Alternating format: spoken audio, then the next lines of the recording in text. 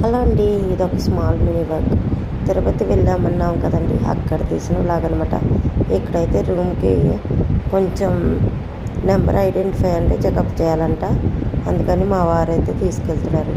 ఇక్కడ బ్యాగ్ కోసం అయితే అబ్బా కొడుకులు ఇద్దరైతే నేను లాగుతాను లాక్కెళ్తూ వెళ్ళారు. తిరుపతిలో చూడండి, శనివారం ఆదివారం వచ్చిందంటే ఫుల్గా రష్గా ఉంటారనమాట. చాలా అంటే చాలా రష్ ఉంటుంది. ఇంకా అలసిపోయిన కొడుకు అయితే బ్యాగ్ మీద కూర్చున్నాడు. మా వారైతే లోపలికి వెళ్ళి ఇంకా రూమ్కి అయితే ఐడెంటిఫికేషన్ కోసం ఐడి కార్డ్ అయితే ఇవ్వడానికి వెళ్ళాడు.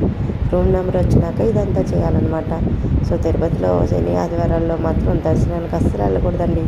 అందుకే మేము శనివారం నైట్ వెళ్తే సోమవారం ఎక్కుతాను 3:30కి సర్వదర్శనం అయితే వెళ్ళింది. చూడండి ఎంతమంది ఫ్రెష్గా ఉన్నారు.